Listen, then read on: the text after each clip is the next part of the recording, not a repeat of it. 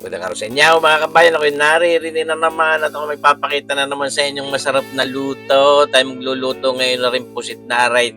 Sasamahan natin ng shiitake mushrooms at saka ng sweet onion. Ay nako, ay napakasarap na pang ulam na rin. Pag may natiri, masarap din pulutan. Siyempre naman, ako mga kabayan, ito yung sariwa-sariwa naman yung pusit na nabili kong yaan. Hindi mo na ako basta mapapabili niya pagkakita kong ilado. Ngayon, yan ay ating gagayat-gayatin din diyan muna at titimplahan natin ng oyster sauce at karikit na tuyot paminta. Ngayon, magagayat naman tayo ng bawang na yan, saka yung isang pirasong sibuyas na yan, mga kabayan. Napakasimple din lang mo kung tutuusin na rin ating lutong gagawing array. Para lang hindi kayo nag-aadobo ng pusit. Pero may mga twist at i-level up natin ang sarap. Kaya ito yung pinangamagatang kong squid with shiitake mushrooms. Ayan. So, mga kabayan, dilulutuin natin yan ngayon. At ito, gagayatin naman natin ang ating sibuyas na yung isang piraso. Tama na yan. Diba gahaw? Ay, para menus din. Ngayon, papa-edit na tayo ng ating non-stick panayaan, wok pan. At yan, mas magandang gamitin kung tutuusin. Hindi nadikit diyan. Kaya malimit yan ang aking nagagamit ngayon, mga kabayan. Tayo nagme-melt ngayon yung butter na yan, mga isang kutsarang butter lang naman yung ating tutunawin diyan sa ating non-stick pan na yan. Napapanutin niya ngayon, ating lalagyan na yung bawang, yung nasulyok na yung shiitake mushrooms, ginit-git na rin natin. Yan na ay parang nag-aanyayan agad ng sarap. Bawang pa lang at butter. Kabango na rin naman ang amoy niyan.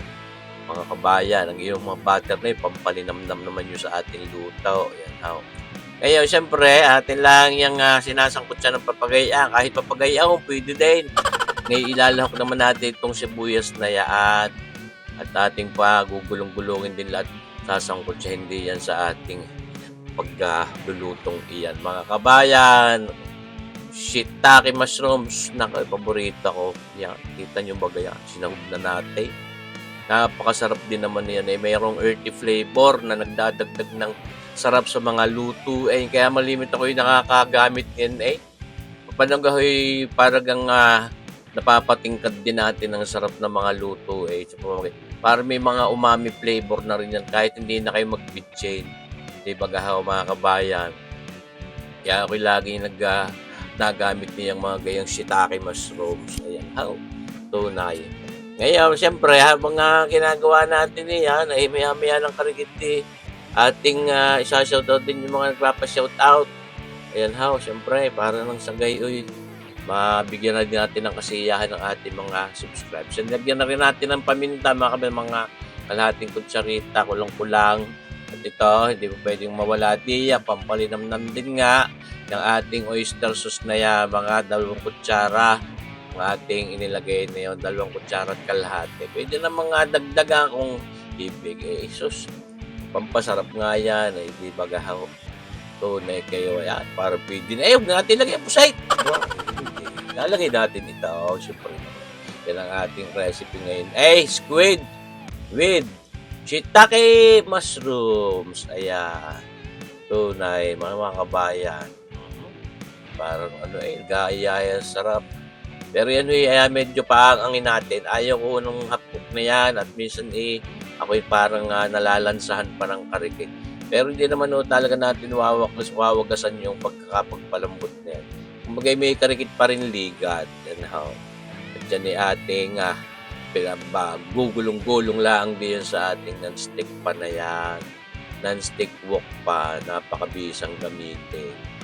Mga kabay, parang gusto ko rin magbenta niyang ganyan aking ire-rebrand na Serboyet. Ako'y may kausap ng supplier yung non-stick wok pa na yan.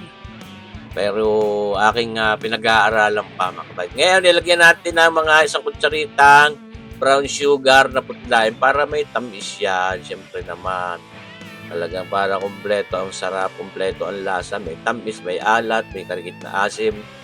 Ilalagyan din natin ng karikit na suka. Ayan, sa inyo nakikitang yan. Red cane vinegar, mga isang kutsarita laang at baka naman sumubrang asim. Yan, hindi man yan talaga pinaasiman. Ayan, no? Kaya karikit lang ang sukay. At ipangin muna yung sukay bago natin haluin. Ayun. Palipas ng mga 30 seconds si ating hinalo na din. Yan ho, sa inyong napapanood. Talaga ako naglalaway na agad. Paano maganda ko nitaw? Kakasarap naman niya yung mga gayang luto. Kaya kung paborito ko din yung pusit na yan. Yan kung tawagin na yung pusit laot. Kaya malimit ako yung nabili niyan mga kabay. Sari-sari na ding luto ang ginawa ko diyan. Ako nakapagsaing na rin diyan. Yung ganyang pusit. Yan ho yung maitim na pusit na pang-adobo. Meron minsan nakakabili din ng malilinggay. Minsan nabibili mo yung malalaki. Depende sa nadating sa palengke. Basta meron akong nakita sa sariwa. Ako, lagi akong nabili niyan. Hindi ko lang naipakita lang siyempre sa vlog. Alam naman bawat bili ko i-vlog ito. Basta humalimit ako yung nabili niyang pusit na yan, mga kabayan. Mura-mura kaysa doon sa pusit lambor. Pero yan huy mas malasa kung tutusin. Yan, talaga lang ang pagluluto niyan dalawang klase ang pagpapalamot. Kung gusto mo i-half-cook o kung gusto mo ay pangangin mo talaga ng matagal, mahinang-mahina apoy hanggang sa siya lumambot, pwede ho. Ayan. Pero mas malimit ang ginagawa ko pagpapalambot diyan ay yung talagang matagal na pagpapaang diyan. Ayang-ayang ang apoy, mahina. Yan ho. At sa dulo ay malambot ang pusit na napakasarap. Yan ho. Ay, tunay kayo. Nga lang ho, siyempre, medyo may lansayaan pagkahapok. Ngayon, lalahokan na natin, pinatay na natin ng apoy. Sasahogan na natin ito naman tanggal umay din, yung ating sweet onion na yan. Nako, ito na napakasarap din man yung gayang sibuyas. Yung iba nga napanood ko talagang ginangas-ngas yan para nangangain ng mansanas para nangangain ng singkamas.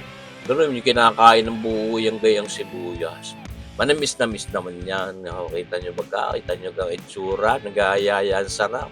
Tabi sa kaway, rin napakasarap. Pang ulang, tapos magbay natira. Ay alam na kung saan lalanding iyan. Ay di sa hapag ng barikan. Ayan ho. Ating squid with shiitake mushrooms and sweet onion. Yung sinama na rin natin sa pamagat para kompleto. O di ba mga kabayan. Sana'y nasubaybayan nyo pagluluto natin na rin. Makasubok din kayo sa isang araw. Simple naman na, di ba simple-simple ng luto. Kayang-kaya nyo din. Pero sabi ko sa inyo, pag ginawa ninyo ang lutong aray, hindi mapapahiya sa inyo. Napakasarap. Yan nga ho, lalong taka na natin.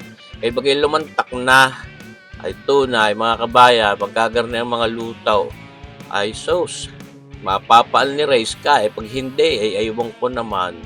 Yan ha. Katulad nga sinabi ko, yan ho'y medyo pinaangang pa rin natin ng kaunti, pero hindi naman natin pinalambot ng sobra yung pusit. Kumbaga, pagka kinagat natin niya, may ligat pa rin karikit. Pero makakagat, hindi yung makunat na kala mo yung Spartan. Yung Spartan, tinilas. Yeah, mga kabayan. At saka pagkasariwa naman nga yan, talagang napakasarap niya. Ay siya, maraming salamat doon sa inyong panunood mga kabayan. Ako sa isang araw na magsisi-shout out. At akin munang kukopyahin yung mga pangalan ng mga nagpapa-shout out para marami-rami tayong mai-shout out. Di abangan nyo sa susunod na videos natin mga kabayan. Maraming salamat doon sa mga nanunuro ng ating video. Trending na ulit yung ating video na sinaing na pata ng baboy. Naku, maraming salamat sa mga kabayan. Mabuhay po tayong lahat. God bless!